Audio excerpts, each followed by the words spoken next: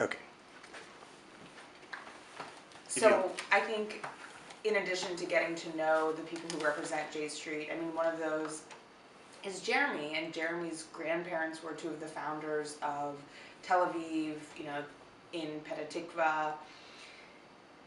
There's no one who's more pro-Israel than Jeremy, and then so many of us here. And I think that the more people get to know who we are and understand that, you know, many organizations in the Jewish community go about pro-Israel advocacy in different ways, and we may differ in how to best get there, but ultimately we want the same thing, and that is a peaceful and secure Jewish and democratic Israel.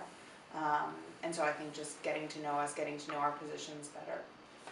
okay, great. Let's talk about your background.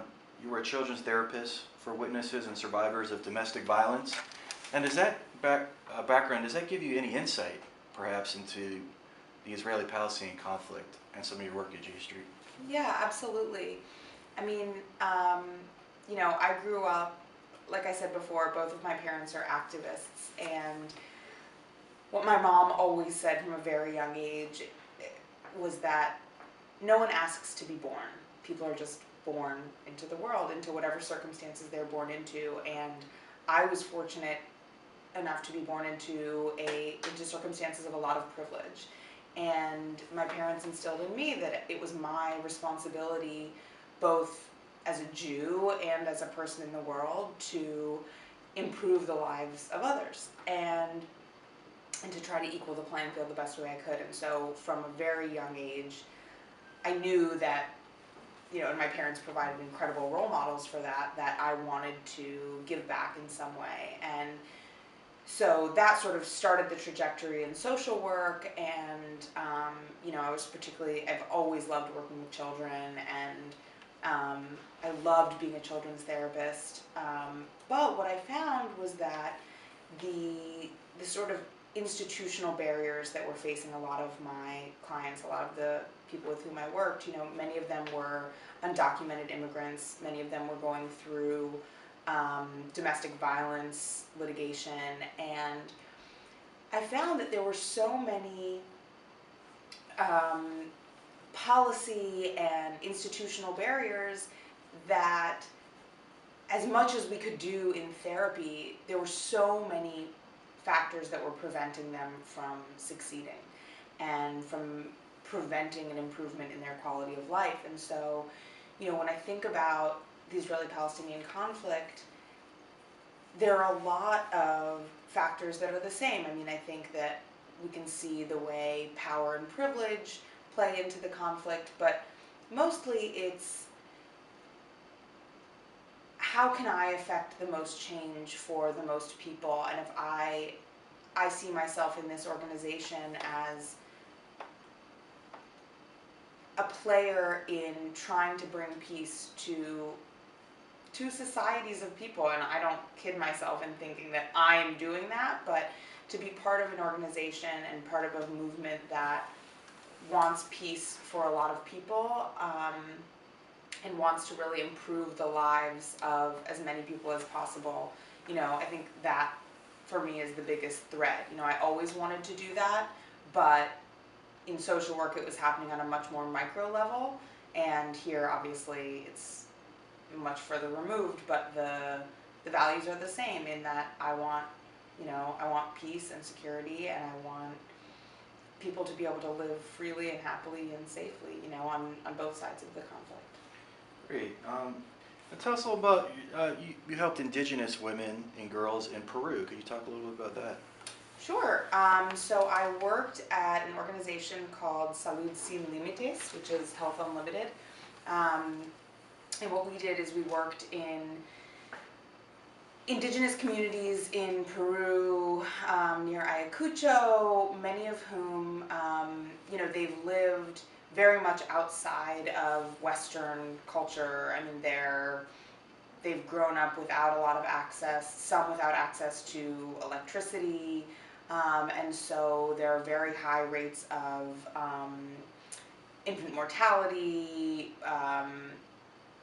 maternal mortality rates are very high, and there's also a very high level of sexually transmitted diseases. And there have often been questions like, you know, we send in all these tools, we send in medicines, we send in readings, you know, why aren't people using them? Well, the idea of the work we were doing was that we have to find ways to incorporate Western medicine that we know works into the indigenous culture in a way that makes sense for people. I think one of the best examples for me is this book, The Spirit Catches You and You Fall Down. It's about the Hmong population in California. And, you know, if people don't believe in the medicine, in the treatment, it might not work. It might, but it might not. And so we've just seen through research that if we can incorporate the two together, it just makes for a much more successful, culturally competent, but I mean, forget being culturally competent, it works.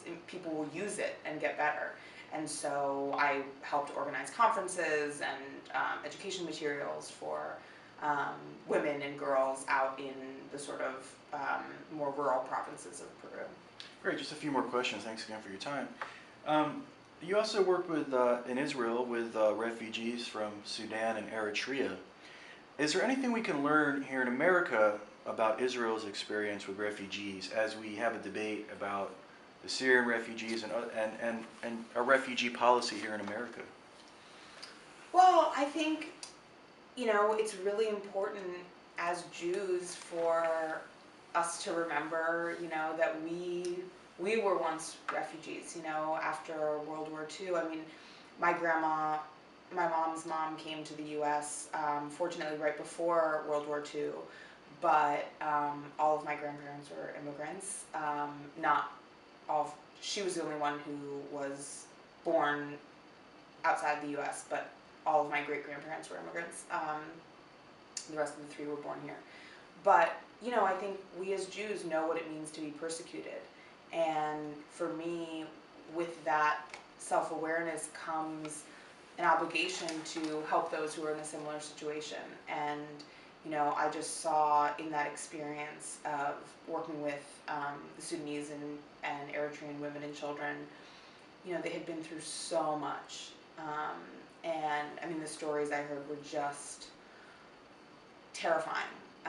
And so to the extent that we can say, okay, you know, we as Jews, we are taught that we must help others.